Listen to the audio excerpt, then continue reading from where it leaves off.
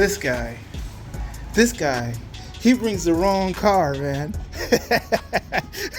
He brings the wrong car. Of course, the BMW.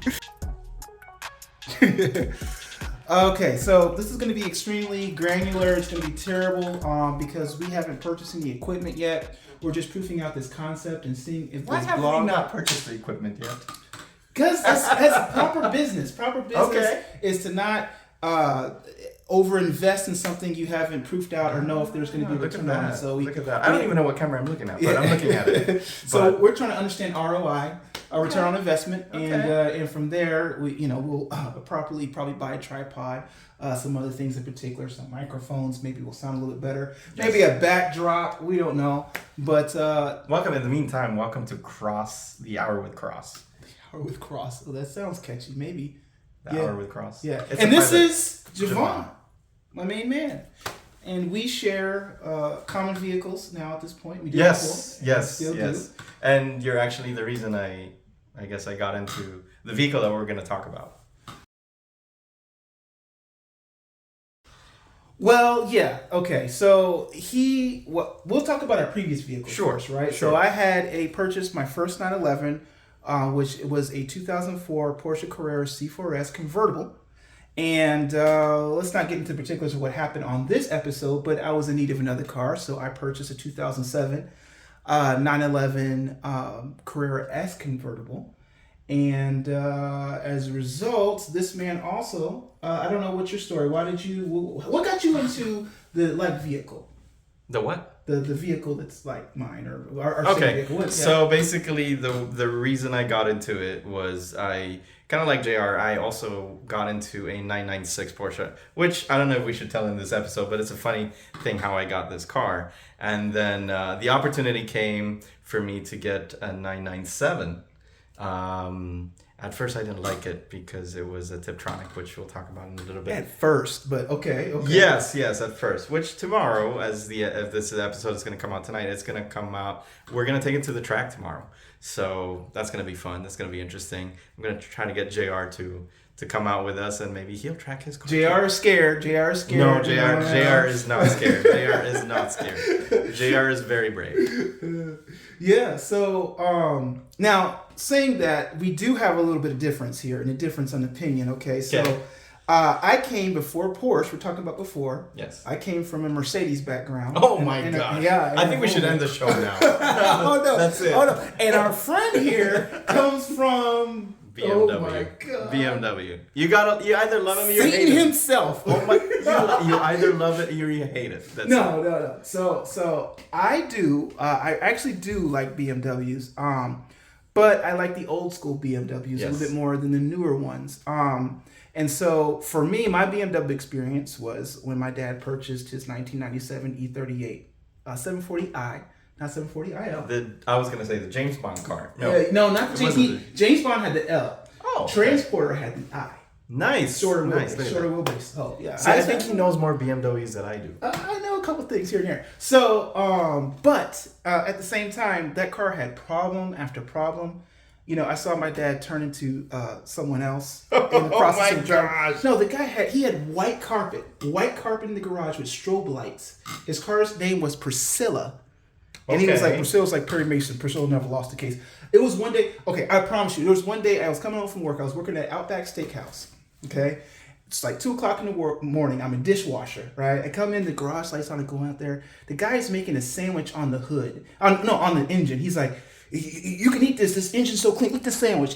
Like, he went totally full fanboy, completely into it. At 2 in the morning. Oh, yeah. What was he doing eating a sandwich at 2 in the morning? No, he was trying to prove something to me. Okay, So okay. by the time I got home, the sandwich was already out and ready for him to prove it to me.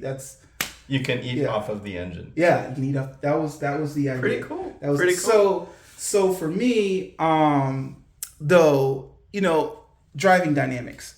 Back then, I think that was the first edition of like the fly-by-wire kind of steering on the E38. So it was really unpredictable. You would turn in, the car had a slight delay in the turning, and then when you turn more, you overcompensate it. So it was a little bit interesting car to drive. Pedal was awesome. Everything else was cool. Felt like a boat though, right? Felt like a boat. I mean, No. we call it boats. No, and even what was the 5 Series from that time?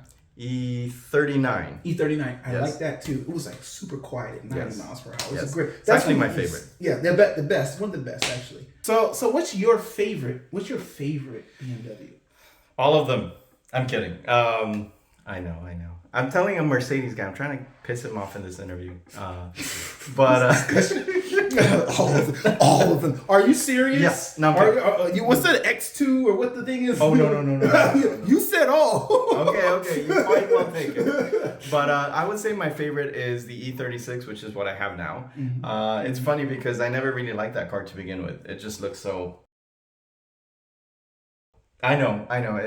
The looks didn't appeal to me. Okay. But I love the interior on those always because Yes. it was like the first time they cut the cockpit and it kind of came out Yes. at you and it had all those buttons, and I was a huge button guy. But mostly it's the handling of the car, because that is my track car. That's the car I take to the track, and that thing turns and handles like human. Which Because it's so light, right? it's just the way it's designed, the engineering of it. And mine is, I have a very basic setup, and she turns well. She doesn't win in straight line competitions. I get blown away by other cars, but my doors get blown off. But, Everybody gets blown away. yeah, but but the handling, she turns, she takes the corners really, really well. Cool. So I'm hoping that my 997 experience would give me the same, because I know those cars, they're known for understeer and then snap oversteer. So Just don't take your foot off the pedal in the corner. Seriously, like I was even, was it a week ago or so? I was heading home south down here, and there's one little curve that happened. I was switching lanes, and then, but as the curve was coming up, I kind of like let off just a little bit. Thank God the nannies, they had a couple of nannies. It was just kind of like, hey, and I was like, oh, but that didn't feel confidence inspiring, right? Maybe I shouldn't have, because I was going, and then so all you of a let sudden, off the and the turn was coming up, and I just right before the turn, I was just like, okay, that's good enough. I'm switching over lanes to get over, and when I did, it kind of, I just felt a little bit of an inertia and a catch, and I was like, oh yeah, that's right, that's the thing. So I guess we'll do a follow-up tomorrow. Follow-up short video. It should be. He's fine. He's a good racer. Okay. So for me, I'm gonna ask my question of which Mercedes. What is your favorite Mercedes? I can't believe I used Mercedes. I said Mercedes. In a sense, there's so many. I mean, the SL with the Pagoda, or what is it? From the late '70s, the very clean 2-door convertible. One of the first SLs is my favorite. I had one of my favorites, the CLS 550 AMG package, not AMG, but it was a great car. Yes. The problem with Mercedes is the steering. Generally, it's pretty numb, and so I will give the tick up to BMW on having slightly better steering. Okay. However, the reliability of the Mercedes is great. Better. Really? Yeah. Let's not talk about There's one Mercedes that I really, really like, and it's the W123. Oh yeah. That's my favorite. Oh, yeah, that's the jam. With that being said, I took my driver's license test in that car, and I failed. Was it a diesel? Yes. So that probably explains. Was it a 300D or a 300D? Yeah. A 1982 300D. Oh yeah, you can get out and you put your foot down and get the thing to go faster. I failed my driver's test. I think that's probably why I low key do not like Mercedes. First of all, who takes a driver's test in a Mercedes? Me. Was it your car, your family's car, or was it? It belonged to a good friend that I needed it for my test, and he was like, "Okay, take it." I actually wanted to buy that car. What was the point? What happened? Like, would you just not stop at a stop sign, or you couldn't park it, or? Remember how JR said the steering doesn't respond very well? That's what happened. I tried to turn left, and the car didn't want to turn. That's a boat. Like the steering wheel on that thing was way out there. So I did fail my driver's license exam on that car. And I never drove one ever since. So what was the car that you passed with? I took it again in the same car. I passed it. So how can you hate? It's not the car. It's not the car at all. Oh no. Well, okay. So if you were, so let me ask the JR. If you were to have, if you were to buy a Mercedes right now, what would it be and why? You know, it's funny because I just looked at an article today, right? And so it was, it was actually one of the top 5 Grand Tour cars, GT cars now, because the 911 is technically, they say GT because of its size, that they would pick over a 911. And so on the list of top 10 was an AMG GT, and they said no. Let me fix that with you right now. Hey, that actually works. I don't have to use my shoulder anymore. No more achy shoulder. So JR, if you guys haven't followed yet, we're really doing this low budget production where he's like just waving the camera around with his shoulder. So he has to take breaks every so often, right? And JR isn't as young as he used to be. He does not lift weights anymore. So the shoulder over here, old football shoulder, playing a lot of football. I used to be a quarterback. Old football shoulder doesn't work anymore. But JR, if you guys didn't know, he's a big basketball freak. He plays like James Harden. I will not tell you if it's his defense or offense. It's not true.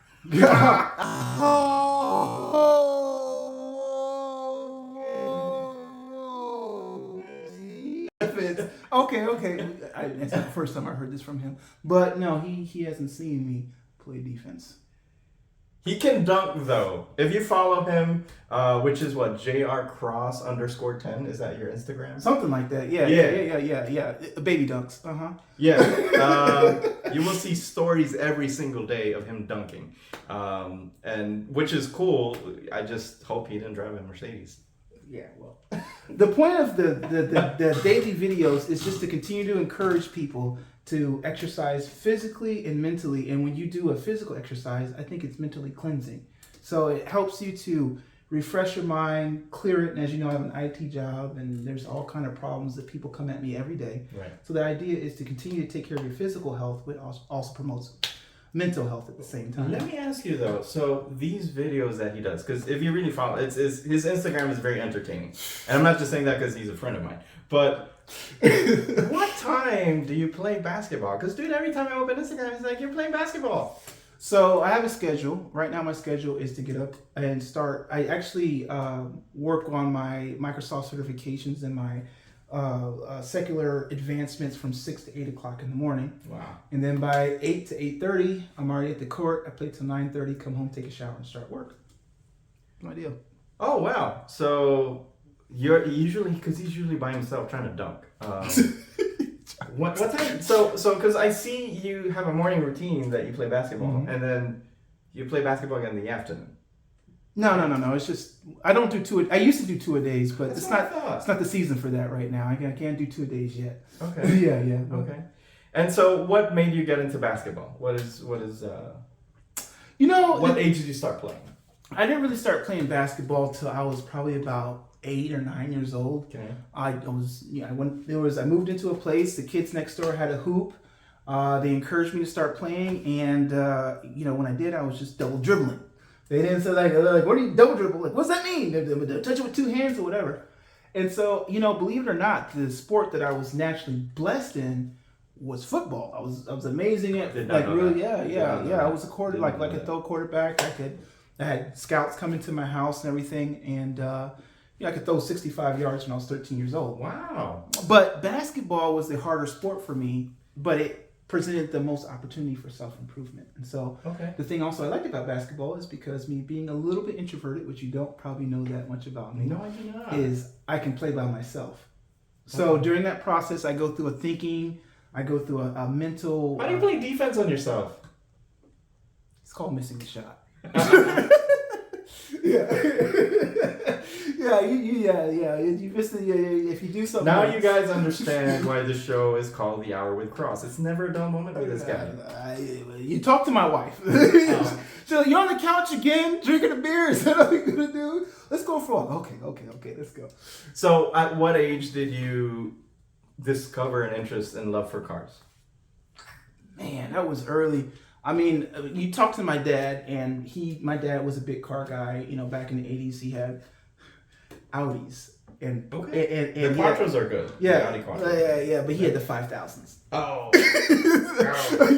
So he would go back between having an i5000, it breaking, then going and get a 240D, then going back to a 5000S, then a 300D, then back to another, I think, Audi 5000 Turbo. I don't know what was wrong with this guy. Then he got a 300 ST Turbo D. So he would just, and so what he told me is that every time you get in the car, I always had to have my hat. So this hat thing is a lifelong thing. I cry if I got in the car without one.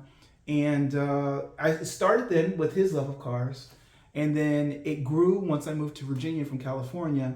And my cousin gave me my first toy car, which was what's that color? It's kind of a purple. It was a purple 993 convertible with white interior.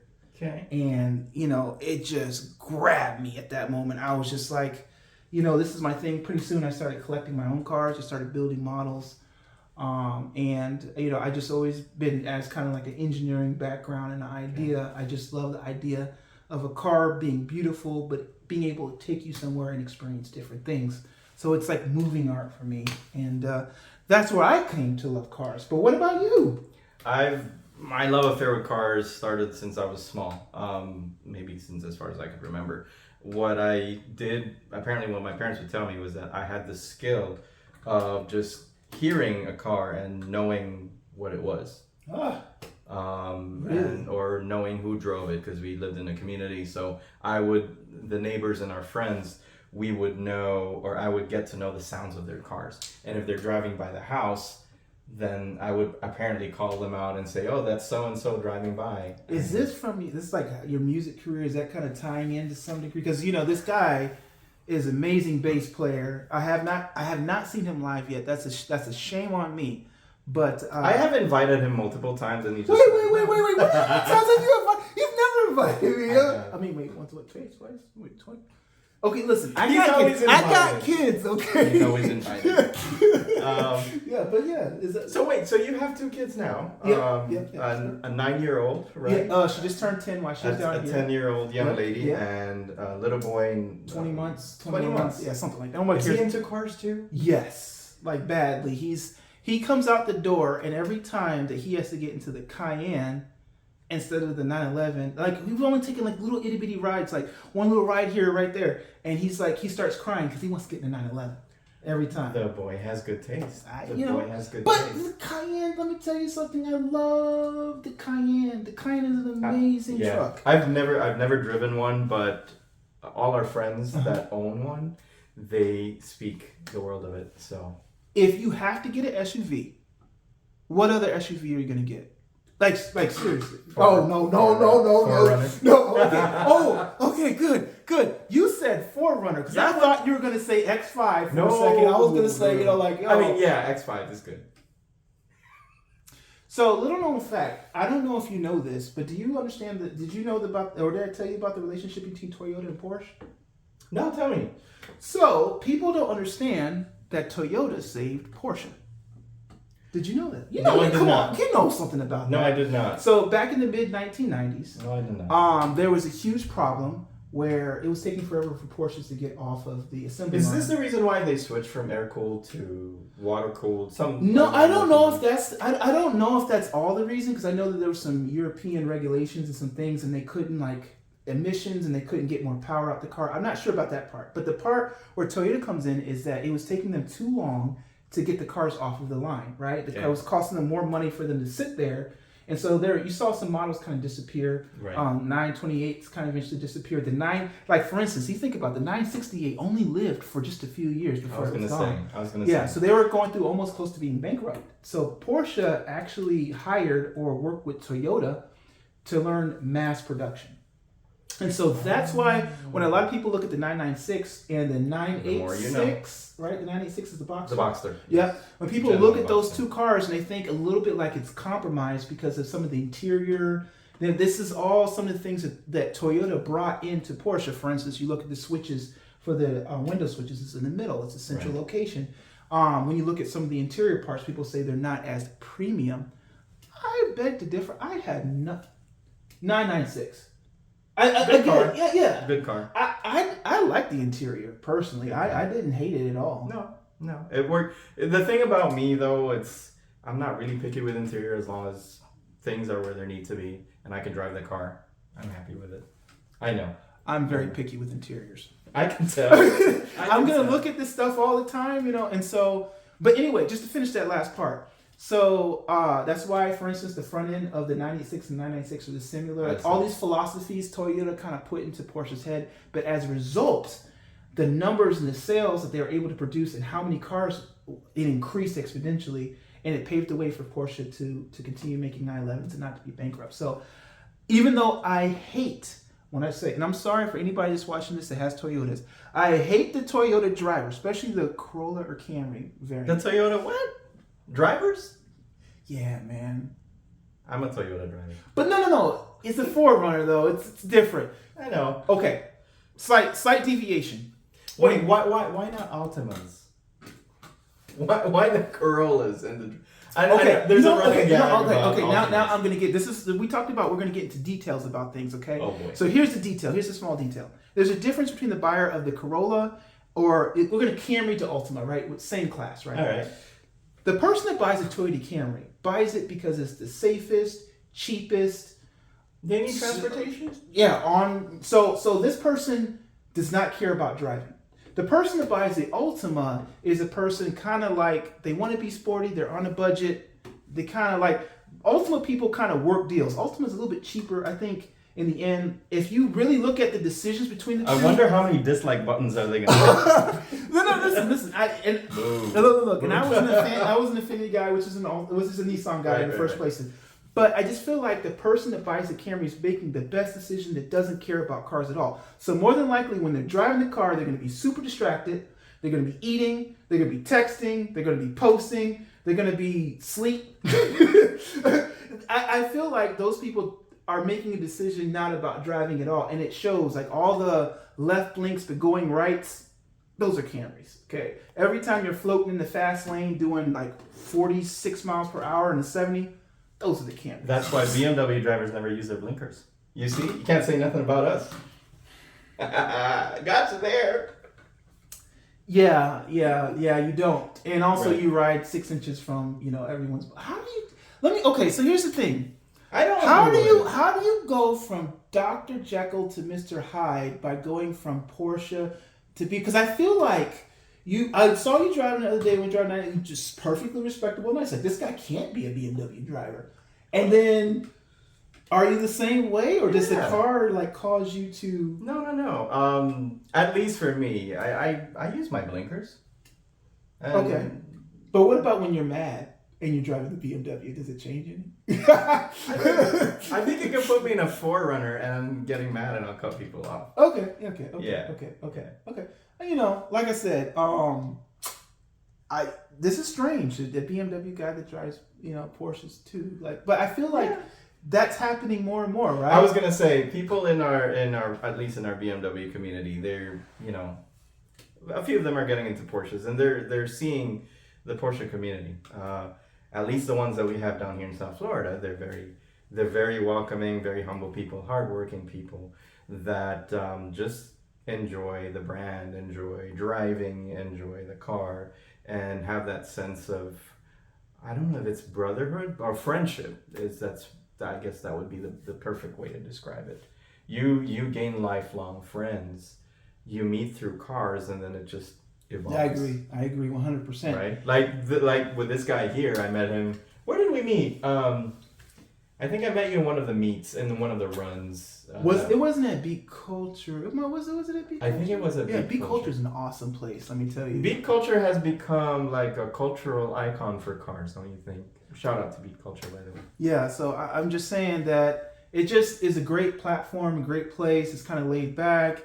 And when I bought my first 911, let's say down here, I just never expected, or even when I was thinking about 911 ownership, for that culture to exist where you have something to do all the time. So like, if you're newer to Miami or you're down here, just buy a Porsche. You're gonna find friends, right?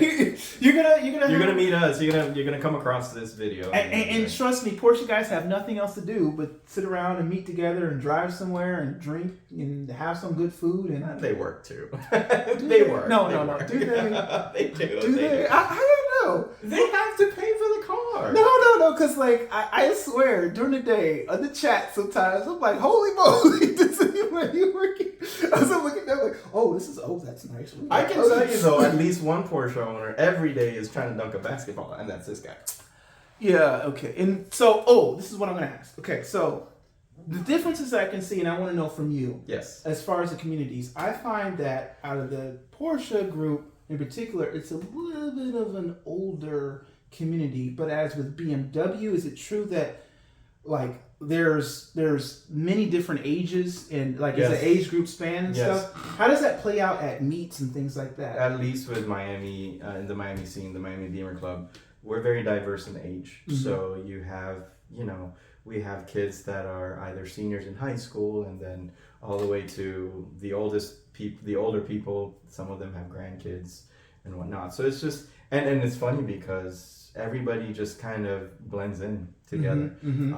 If you have the chance to come to one of our meets, it's not one of those, and I don't see this with the Porsche guys either. Or Volkswagen. Volkswagen is also a very, very tight community. Volkswagen is very tight. I can get down with that. I can get down with that. So it's not one of those regular meets where, or at least what we're made to believe is that somebody just stands in their car and you kind of just approach them and say, hey, nice car, dude. Hey, nice car, dude. But no. At least with us in BMW, everybody's just together. We even barely talk about the cars anymore. It's like the friendship is similar to what we've seen in the Porsche community and the Volkswagen community. I know they're very tight too. So that's my experience really. Otherwise, I would not indulge in the car scene. I mean, it's. Yeah, I mean, for me, in the Porsche scene, it's a little bit different. I'm probably a little bit younger for a lot of people, but then I kind of like just talking with these other people, right? And getting like wisdom and things that I learned and things that they have to say. And for me, that's really cool because a lot of times people my age get on my nerves. I hate to say that. I'm just joking. But kind of, it's too much Instagram and... Oh, wait. That was me. Sorry. Excuse me. No, but I like that a lot. So, but with that said, so now we've converged into the Porsche community, right? So what was your... How were you introduced to the Porsche community? The same way I was introduced to the BMW community. I just went by myself. Yeah. And what I like to do is I like to get to the meets early, right? Okay. So when you're in the meets early, whoever shows up, usually the crowd is not big yet. Yeah. It's starting to grow, but it's more intimate. It's more intimate, so you get to meet whoever shows up early, and then usually I would say the main people of the group are the ones that show up early. So right then and there you already get that connection with them. So that's really how I started. I just drove one day. It's funny, I went to a PCA breakfast, and then from there I went to another group, and it was there, and it's really, really, really good. Yeah. Which, by the way, PCA, you are an active member. Oh yes, of course, yes. Porsche Club of America. Yes, so definitely. Yeah, shout out to Mark for making sure that I was involved in the member. Oh, centerfold. Yeah. You're like the March. You're the March centerfold, right? My cars, maybe, I don't know. So for those of you that don't know, we have in the Porsche Club of America, at least our region, we get publications called the Cassette. Yes. And JR was a featured Porsche owner for the month of March. Yes. Shout out to Mark again. Thank you, Mark, so much for hearing my story and working with me. Very, very nice article. I got to learn about how you fell in love with a 944. I think that's your thing. Yeah, it's close to close to my heart. I have battle scars from like getting cut by 944s. Like I was changing a We are gonna show a picture of a 944 here, right? At some point, yeah. Okay. Yeah. Here. Is that how they do it on YouTube? They go here, and then it never shows up. No, we should say. But I mean, we need sponsors, guys. We need sponsors so we can put up a picture. No, I had 3 of them. What colors? I had a Guards Red. Okay.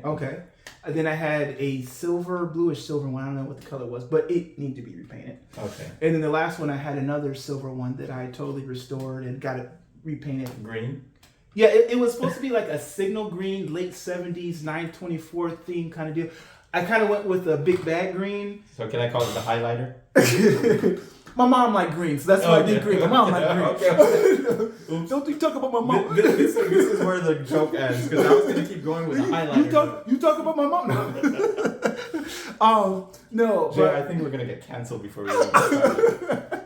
So... No, it's battle scars. I mean, I remember I cut. Wait, battle scars for what? Did you working on working on the car. Oh, working on the car. You know that thing that you don't really. I know.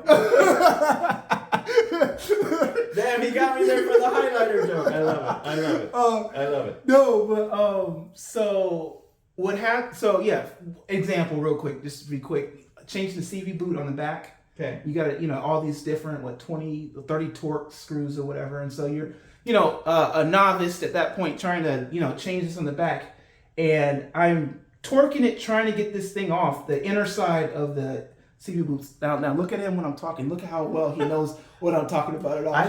I'm nodding, right? I'm trained to listen actively. Yeah. I look at this, he's got this deer in the head like, yeah, I know exactly what you know. So anyway, I'm torqued up.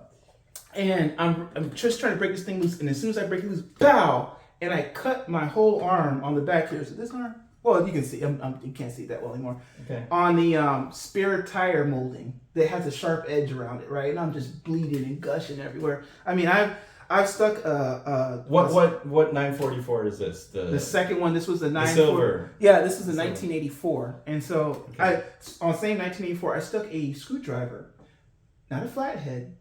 Phillips head through these two fingers right here, all the way back here, because it was a metal rusty part, and I was a novice. Oh my god! And I missed, and it went straight in. Phillips head, not the tiny one, the little bit bigger one. And I pulled it out, and I could see my. Where's the scar? Right there. You see it? Okay, yeah. Yeah. So it did happen. Yeah. I was gonna be like, no scars. Didn't happen. Yeah, chick stick scars. I could see my my tendons and everything. Like so for me, 944s, you sweat, you bleed, for a car, it's always gonna be a part of you. And so 911, I love the 911, I don't trust it like the 944. Oh my gosh. How many dislike buttons are we gonna get? Hey, you guys know. You know. Oh my gosh. You know. I'm gonna report this to PCA. I'm not even gonna talk about the whole transactional conversation against the 911 guys, because there's a whole transactional guys aren't really with the 911 scene, because they're like, we all think that you guys dang it, it's me too now. You're an owner. Careful what you say. They all think that 911 owners come from a different breed, that, when they take the car in for maintenance, that they are so meticulous as the mechanic is working. They're going to follow behind them and look and make sure that everything's like 911 guys are whole. So anyway, yes, I still identify with 944 primarily because of the handling. It is that much better. Really? I promise you. The handling, interesting, because it's more 50-50 weight distribution, because you have the torque tube and the transmission that sits in the back, engines up front. It's not 50-50, it's near 50-50, but the mid-corner rotation is delightful. Have you tracked a 944? I'm curious. I'm really curious. Me? Yes. How does it perform? I didn't necessarily track it. I kind of autocrossed it some like that. Yeah. Not, and I would say very gingerly, but I would say when I was becoming a professional driver with Toyota. Oh, that's why he tried to test the Camry. No. I was in Toyota 86. Okay. And they flew me out to Arizona. I got a chance to drive an 86 on a track, learn everything about the car. Okay. Actually, not a bad car, by the way. No. Toyota 86. No. Very good cars. Awesome throttle preciseness. You don't even look at the tachometer or look at the speedometer. You can just tell where the car is just by the foot, and you can hold it within 500 RPMs of any range you want. Right. That's how good the car is. And so I was in there, and then I came back and I drove my 944 again. Now the thing I noticed about the 944 is very long throws. All of a sudden after getting out of an 86, but again, I just can't speak enough about the way that car, it rotates in mid corner, and it's serene. It's like, remember what Ferrari versus Ford, when Matt Damon, the movie is like when the car reaches 9,000 RPMs, like in Serenity. Is that with the Christian Bale? Yes, exactly. Oh, that was funny. Exactly. But he was in a 356. Yes. And he was talking about that. And it's the same way that you feel 9,000 RPMs, and it feels like it's at the sweet spot. It's the same way a 944 is in mid corner. No, the reason why is because in January I went to this track day and I was in my BMW, and my BMW is a 98, so it's considered classic now. Oh, yeah. And there was a 944 in the track, and he would pass me, and I just couldn't pass him back. He's carrying so much centrifugal speed. Actually, in my Instagram, that's one of my pictures up there that I'm just trying to catch him. And beautiful car. Right? Because what do they teach you? Like when I was learning kart racing, like little like go-kart, it's like, it's not about how fast you are on the straight, right? And then slowing down. It's like momentum. It's a momentum game. And so the 944 is a very momentum based. It will keep up with certain 911s, especially of its period, because of its ability to do that. And I'm not talking about the turbo.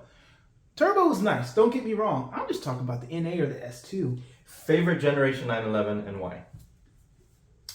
Whew, that's a tough one. Because I've never driven it, but I just go off of feeling. Man, I don't even know if I can. Yeah, okay, 911. We're talking 911. Okay, because I'm a 356 guy. Yeah. We'll talk about that. Okay, we'll talk about so favorite 964, and I'll tell you. Same. Oh, what? Yeah, that's right. I think we talked about that. I forgot we talked about it. The reason why I like the 993, but to me in the 993 they smoothed over too many corners, and the car got a little bit feminine to me. Okay. Like I just, it's so like smoothed out. It just lost the 964. Just for one thing, I'm just going off appearance because you know me, I'm an appearance kind of clean the car kind of guy. The 964, just the humps or the tunnels for the lights are just more arched up. The front headlights are not laid back in the 993. They're still straight up more, a little bit more so. But then at the same time, you have just a better unison of a body than a G body than you do. And I know that they're a little bit slower, they're a little bit heavier, right. But I mean, you give me, I would, that's one of the ones I would go strip, kind of clean a little bit, remove the carpets from the floorboards and stuff like that, put something nice still down, not rat it out. Right. But just have a perfect 964, man, and live. I know that the engines weren't exactly the best, so I'm not big into upgrading. Shout out to Sebastian too, because he's got one of the nicest 964s I've seen. Yeah. Sebastian, that 964, that was the thing that kind of got me. So I'm gonna go divert real quick, and then we're gonna come back to you on your 964. Okay. The way I got into the Porsches was my friend Carlos sent me an Instagram post of an Imperial Cafe meetup. Okay. And so he asked me, like, let's go together. You didn't have a 9... No, I didn't have any. I was Porsche-less at that point. Okay. I was in the Audi A7, so I parked down the street, you know. Got it. See, you didn't kick him out. No. I just walked up. That's why. I just walked up. Okay. So, my buddy Carlos bailed on me, typical, how it goes. So I went with my, sorry Carlos, but no. He's still bitter about that, by the way. Yeah. 3 years after the fact. So I took wife with me. We went there. First car I saw was Sebastian's car. Just kind of, was it forest green? Yeah. And a forest green had the gold rims, sucker for like that gold color rims, hard seat backs, birchwood knob, tachometer sitting off to the side. Like the spec was perfect. And so, I'm looking at this car, I'm like, wow. And then, he's talking to other people, kind of being, and he said, okay, I'll say hi. Like, hey, I love your car. Just give a compliment. Nothing. And he turned out to be like the super nicest guy ever, super most genuine guy, and just told me about the car. And I knew a couple things about the modifications, and so I think I got a little bit of respect from him right away. Okay. And that's how I felt accepted. But it was with a 964, a very well sorted 964. That out of all the cars made me talk to this owner. So yes, 964 is my favorite. But now to you, why? 964, you're gonna laugh. The movie Bad Boys. Of course, the movie Bad Boys. That's really how I got into it. You guys, the first scene? Yeah, you guys have to understand that I'm fairly new to the Porsche game. So to me, obviously there's different generations of 911 stuff, but the 964 is really what got to me. And I did not know this, that at one point when it first came out, it was rather unloved. Yeah. I would say not as much as the 996. Yeah. But and now it's starting to get its due. Yeah. Right. So that to me was and the 997, which I have now. Those are my two favorite. Why the 997? Because of how it looks. It's just perfect. It's the perfect look. It's the perfect look. I'm not too crazy about the 996 front ends. They're fine for me. I remember I came from one. I drove one. God! Not really? Yeah. Wait. Yeah. I do love mine. But I wasn't into. I have 997. I love mine. Actually, I sold that car to a good friend of mine, and I low key miss it. I know. Me and him talk about it. When I saw him at Beat Culture last time, I was like, Javon misses the car, right? I do. He's like, yeah, he does. I do miss the car. Fried headlights. Yeah, no. Fried headlights forever. Man. I never hated the fried egg headlights, but I never fell in love like head over heels either. Like I am with. But what were they based off of? That Le Mans. There was a Le Mans race car that it was just gorgeous, and so to me, I mean, I don't know. They're different, and I love different. I love the kind of, some people think is ugly duckling. I like all that. Matter of fact, because we had slightly different models. He had a 996.1, right? And I had by the way, I'm wearing a 996 themed. Oh yeah, look at that! Good. Shout out to Fabio who made this shirt. I'm terrible. I didn't even notice that. Yeah. I knew to wear a 996 good vibe. I see it right there. I knew to wear a 996 good vibe shirt because I do love the car. It's still a 911, still does everything a 911 does, and I appreciate for the fact that it's a nice entry point because a lot of the 911s now, they've really shot up in price. Yeah. So for somebody that maybe wants to get into it, that it's an affordable option, and it's still a 911, and it's still a beautiful car, and they get to be part of a beautiful community. So that's why I like it. Yeah. So I have different reasons, okay, and mine are a little bit more technical, as you know. First of all, I love the 997, but the thing I hate the most is where the oil pressure gauge is, because my first 944, I blew the motor because I wasn't paying attention to the oil pressure gauge. And he's still not paying attention. But in the 997, it's right in the thumb of the right steering wheel, right there. So I have the thumb imprint. So every time I want to say, oh, what's my pressure look like? I got to kind of go like this on the side, okay? Also in the 997, there's no battery gauge. So you don't know what your battery charge is. So you know if your alternator is working properly or if you have enough charge. On the 996, which had, to me, okay, I'm going to say this is very crazy, one of the best instrument clusters that Porsche has ever put out. I agree. Why? It's everything accessible. Because they use half moons. I don't know about the half moons. What is the half moons? No, because the half moons allow them to put everything in the cluster in between the wheel. They don't put individual pods out. It was Talk about technical. For me, if it just works and I see him, that's it. Exactly. It was a great, it was great. I can see everything. I can see over here, I can still see my my battery charge. I can see my oil pressure. Everything was in half moons. The digital display was great. I actually like the black with the orange. And just and then the monochronic. Everything was perfect in that gauge cluster. So for me, the 996. And the other thing in 996, y'all gonna hate me for saying this, but I think the 996 had it better by putting the switches in the middle. I know I'm a Mercedes guy. That's kind of a Mercedes thing to do, right? But putting them in the middle, I never keep getting confused which window to open when I'm in a drive-through or whatever. Because you notice the two over here. This comes from if you first started with 996 and then you moved to 997. This is very unique to this kind of scenario. He was pissed about that. Yeah, it was the funniest thing. I'm like, bro, there's still buttons. Yeah, but every time I go, every single time. So, okay, For me, those are the meticulous pieces. Also, in my 996, I did the center console delete at the bottom. I really love that feel because it gave me like a throwback 356, like straight, clean, and I can't do that on the 997. Right.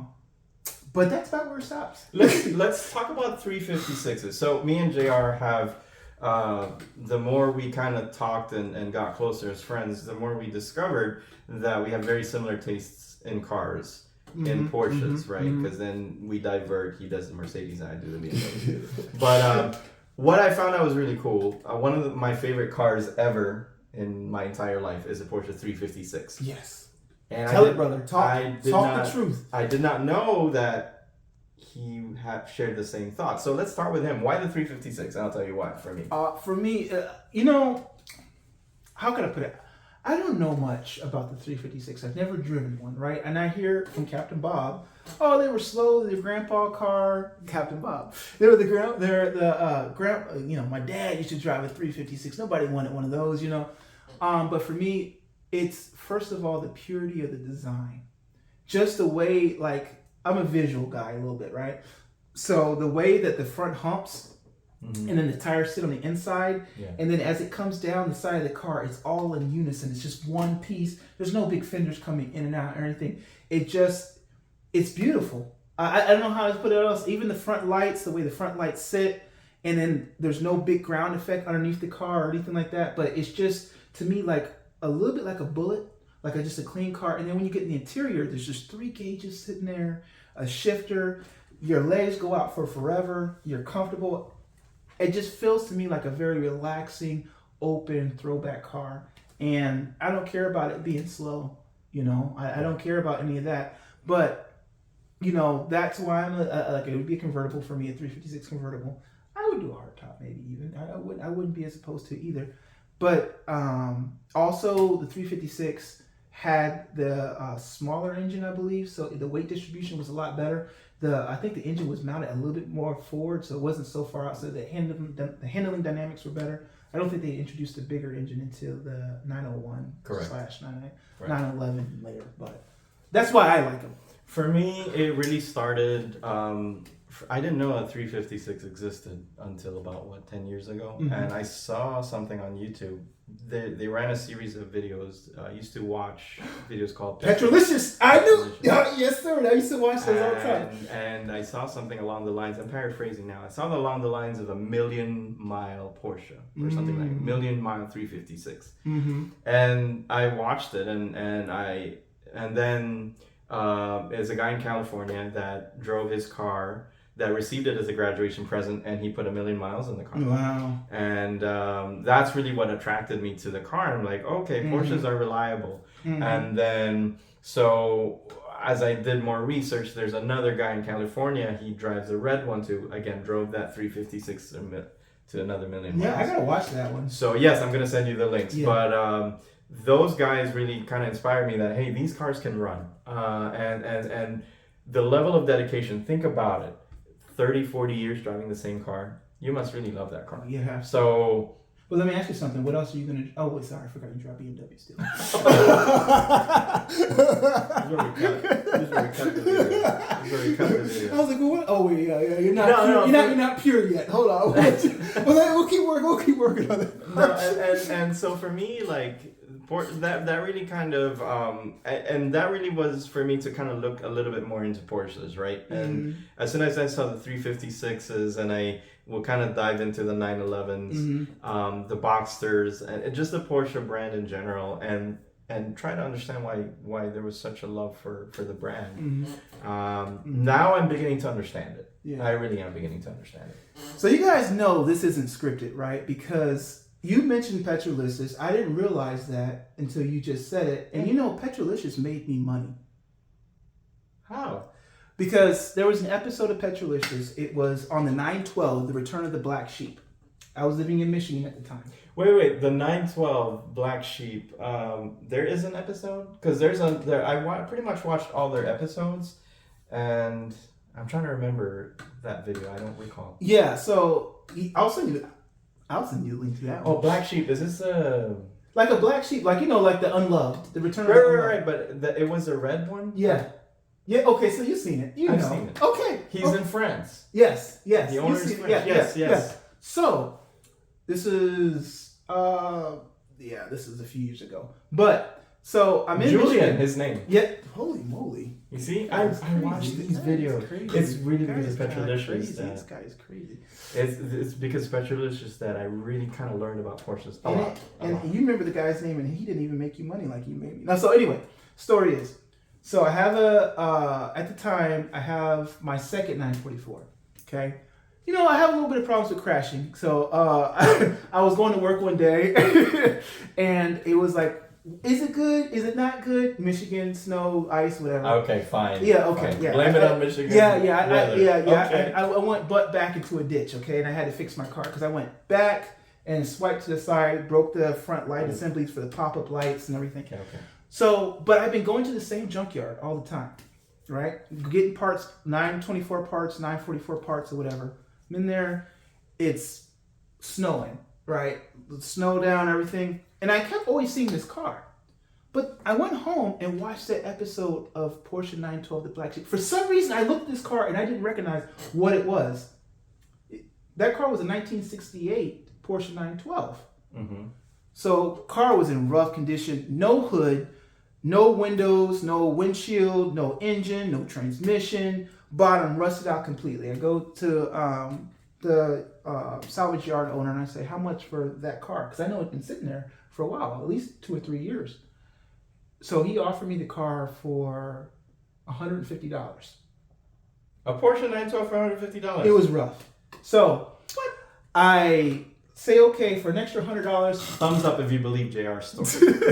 It's been documented, okay? It's been documented. There's YouTube videos on this, okay? There's YouTube videos. Okay. So, I'm joking. I believe you, man. Yeah. No.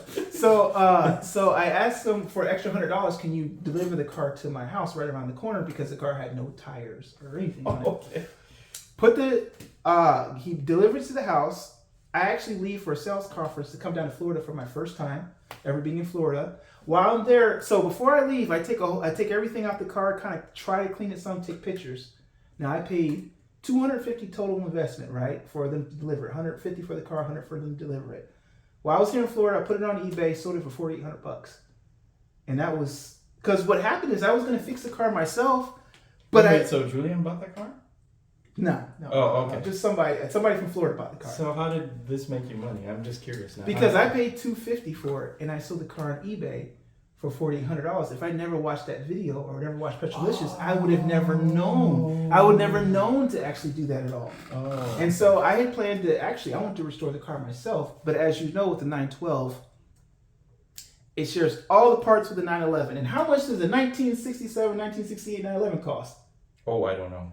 A lot. I was going to say a lot. So yeah, so I made good money off the car. I helped fund the rest of my project and paid some bills, and so Petrolicious is special to me for that reason. Are they still around or? No, I don't think they are around anymore. Well, either that or they changed ownership, but they don't have that format where.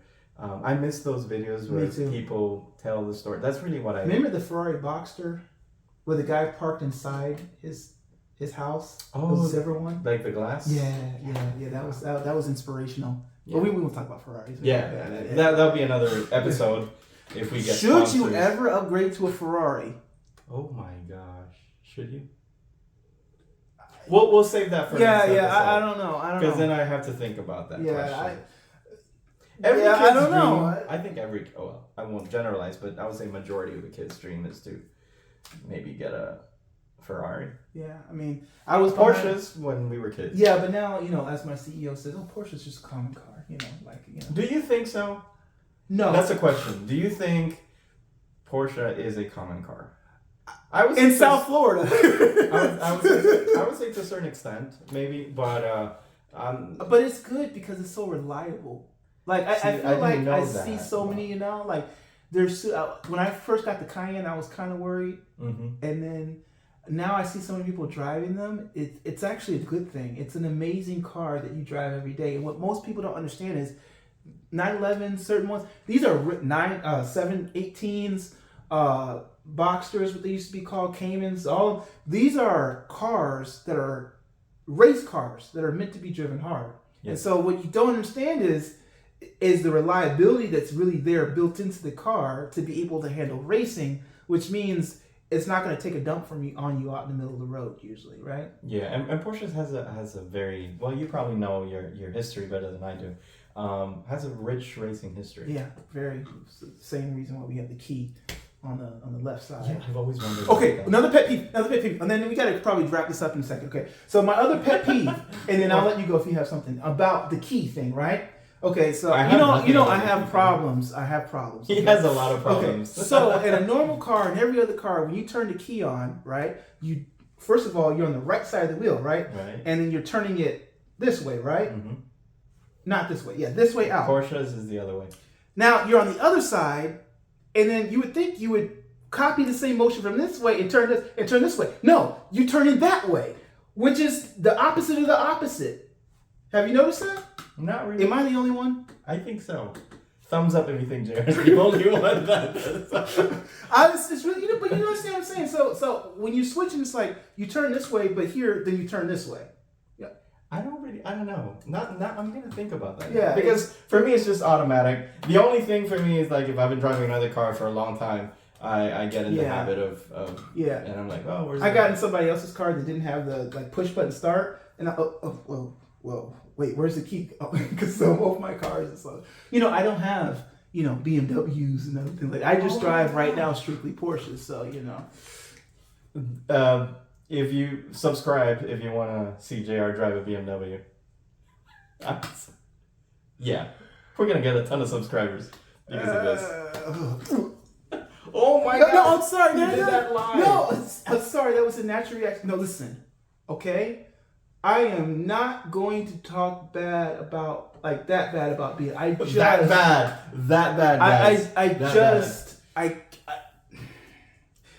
It's just when you've been a part of something so long, like when you don't do it. Yeah. Yeah. I mean, do you see yourself being a Porsche lifer? Yes. I can't what else okay. There are other cars that I like, and this is what we'll probably conclude on this part, right? Yeah. Maybe because y'all been watching long enough. Probably gone a long time ago. There are other cars that I like. For instance, Aston Martin Vanquish. Beautiful car. Oh my gosh! And Beautiful then car. and then the new ones have the old AMG. Yes. AMG, the Charmer. Oh my God. The Charmer. Let's not talk about the Charmer. Let's not talk about Bugatti. Okay. Yeah. Let's not talk about where they use that AMG everywhere. But the problem is the community's not there.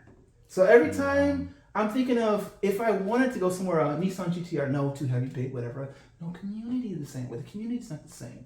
When you talk about Ferrari, yes, they have a community, but it's very closed and da-da-da. Not to say I have money for a Ferrari, but even if I did, I don't know. I just feel like the community is so unique with Porsche.